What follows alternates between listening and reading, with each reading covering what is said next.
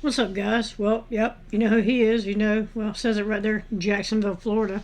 We're going to be listening to uh, Sheriff T.K. Waters, and he's going to be talking about Officer Christian Madsen and how he stole 14,000 taxpayer dollars and where he was at when he was supposed to be working.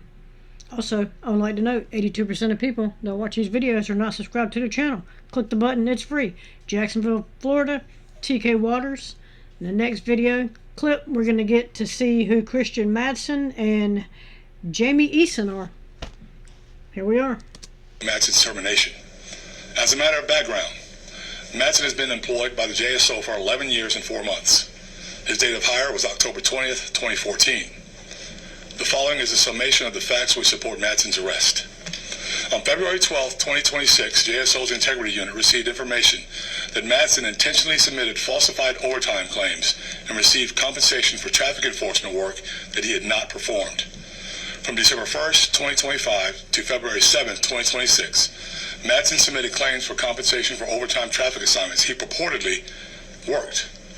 Integrity detectives discovered that systemically, Madsen either did not complete any or all of the traffic enforcement for which he claimed compensation. As a result of his fraudulent claims, Madsen received compensation for over 200 overtime hours that he did not complete, resulting in his unjust enrichment of more than $14,000 in public funds. These funds were paid by a combination of the City of Jacksonville and the State of Florida FDOT grant reimbursements. The cumulative nature of Madsen's conduct demonstrates a deliberate, ongoing course of criminal behavior rather than a reflection of the administrative error or isolated accident. Based on the totality of the circumstances, Madsen was arrested by integrity detectives for grand theft, organized fraud, and official misconduct. Madsen's arrest is the second arrest of a JS employee by this agency in 2026. I'll say this as I say all the time. Our collective belief in openness, transparency, and accountability outweighs any personal allegiance to JSO employees, especially ones that violate the public trust. As we have said many times before, no one is above the law. If investigators find that there is probable cause to support a criminal allegation of JSO employee after a comprehensive investigation, this agency will hold that employee accountable and arrest them. So I'm happy to take any questions at this time. Go ahead, Jake. Could you address some tips that we received that this officer was traveling to the home of Chief Jamie Eason throughout the course of this fraudulent overtime, and that Chief Eason has since been demoted? So here's what's happened. And this Jamie Eason they're talking about is the Chief of Patrol Support. When we realized, when we got the tip, ourselves, we got a tip, we started looking into it about 3 weeks ago. And we did find that he had traveled to our home during those overtime hours, and there was a relationship. I'm not finished with Jake yet. Can you explain why Chief Eason was demoted, is not facing any criminal charge? Was she in charge of signing off on this overtime? So I'll tell you this. No, she was not. I will tell you that after a long conversation in my office, she made the decision to resign her appointment, and now there's an administrative process in place that I won't discuss great details. I just wanted to confirm some of the stuff you asked me about. What is the JSO policy when it comes to a superior? We're going to get you a copy of the policy, and you'll be able to read it for yourself. Now that we've established that, can you confirm, yes or no, if there was a romantic relationship between Chief Eason and Officer Madsen, and also... Let me answer the first question first. I believe I just told Jake, yes, there was. A romantic relationship? Yes. And well, because initially you said relationship, not a romantic relationship. You just mentioned there was a relationship. There's multiple different kinds of relationships. I'm just saying, Sheriff. The question is, I know that who's over the motorcycle, I know he was a motorcycle police officer. What about Commander Lindquist? Has he been disciplined in any of this? Because I would assume that he would have had to sign off on those hours. It's a bad assumption. He has not been disciplined.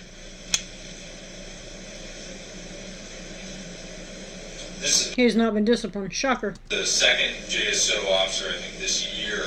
Arrested by us. Yeah, but specifically for fraudulent overtime as well. Is the agency doing any sort of internal review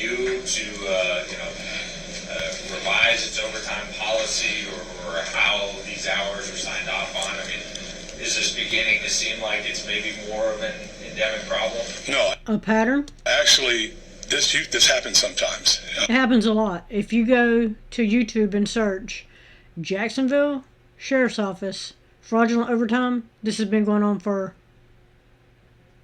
a long time.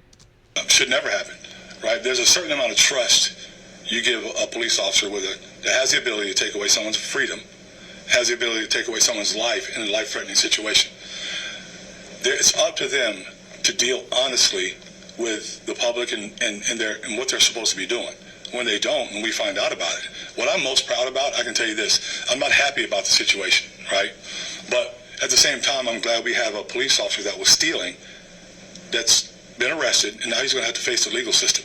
I'm happy about that. I'm happy it took 3 weeks of really hard work by these detectives, very in-depth work by these detectives to make a case, a very strong case, to bring him to justice.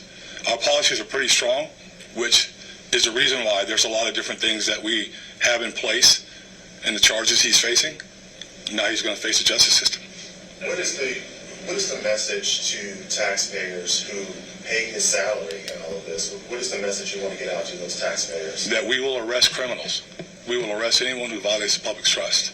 We will arrest people who do things that are not police officers, and we're going to arrest people that are police officers that do these things, or COs, or whatever it is. We don't tolerate stealing. We don't tolerate crime. But, it's my responsibility to inform the public when we do. I want them to know that they can trust that we're going to do the right thing. No one oversaw it except for me and the undersheriff. And it was done. I'm happy it was done. I'm happy it was as thorough as it was. And now we have one less person that's doing something he has no business doing that's on duty at the sheriff's office right now. Can you clarify something too? That you did acknowledge the fact that he had gone to Ethan's home, but for all of those times that I guess were accounted for when he was supposed to be working but not working, was it always traced back to her home? No, it was not. It was not. On the relationship between this officer and Easton, we reported that this officer received, I think, over $100,000 in overtime going all the way back to 2020. Are you guys looking to see if this activity spanned further back, or are you pretty convinced that it was just over, I think you said January to February, correct me if I'm wrong? December to February. Are you looking back to see if this has been going on? We're doing a lot of reviews, Jake. When these things come to light, we start reviewing things to make sure no one else is doing it. I don't think they are, but if they are, they're going to be dealing with some consequences and circumstances.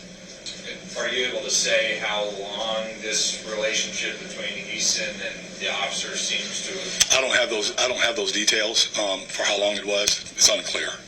At least back to December during this period, I guess. That's correct. Sheriff, I remember when you made the announcement that you were promoting her to the chief. Looking back on all of that and then fast forwarding to now, just, not from just a professional standpoint, but maybe from a personal standpoint, can you talk about how disappointed you are? Yeah, I'm very disappointed. I mean, she knows that. We talked. I'm very disappointed, but at the same time, business goes on. We have to take care of business. The public has entrusted me they put me here to do this job, and when someone messes it up, then we have to address it. So we've done that. I'm telling the public about it now because I think it's important for them to know. And now we're going to move on and continue with the business of the sheriff's office because there's a lot of great things that still take place every single day in this agency. Is this the first time that her name has come up within JSO involving romantic affairs? I don't traffic in gossip. There's people that say anything. People at news stations do this stuff. People have relationships. People do things all over the place. What I'm concerned about is when they... Hold on, let me finish. Let me finish. Don't cut me off. I appreciate it. But when we find out about something like this, I think the question is, do we address it? And we have. Is there any evidence to suggest that Chief Easton knew that this officer was clocking hours during the time that they were together? No, not yet. There's still stuff ongoing. Pretty sure she knew. All right. Thank you, Sheriff. Thanks. Appreciate it. You got some more questions? Yeah. Yeah, he'll take the rest of the questions behind closed doors. Next, let's see who these two are. Scandal inside the Jacksonville Sheriff's Office involving the arrest of a motorcycle patrol officer and the sudden resignation of his patrol chief. No one is above the law. If investigators find that there is probable cause to support a criminal allegation of JSO employee after a comprehensive investigation, this agency will hold that employee accountable and arrest them. Motorcycle patrol officer Christian Madsen was suspended and arrested. He's an 11-year veteran who now faces charges of grand theft, organized fraud, and official misconduct. All three charges are felonies. News4Jax reporter Eric Hoppingday joining us live outside JSO headquarters to unpack all we've learned about this investigation, including, Eric, the chief of patrol support who resigned. Yes, two things are at play in this investigation. One, a police officer who stands accused of stealing taxpayer money, and two, his now former supervisor accused of engaging in an inappropriate relationship with a subordinate. I love it. You got to love it to. Well, they used to say back in the day when cops first came out that you could always tell gang activity by the sleeve tattoos. I'm just throwing that out there. To ride a motorcycle 40-plus hours a week. But according to this arrest report, JSO motorcycle officer Christian Madsen claimed he worked more than 200 overtime hours and earned more than $14,000 in overtime pay. During a Thursday morning news conference, Sheriff T.K. Waters said Madsen had committed fraud. Integrity detectives discovered that systemically, Madsen either did not complete any or all of the traffic enforcement for which he claimed. Investigators say multiple independent law enforcement tools revealed Madsen was not where he was supposed to be while on patrol. The investigation revealed one of the places he went to was his boss's home, Chief of Patrol Support Jamie Eason.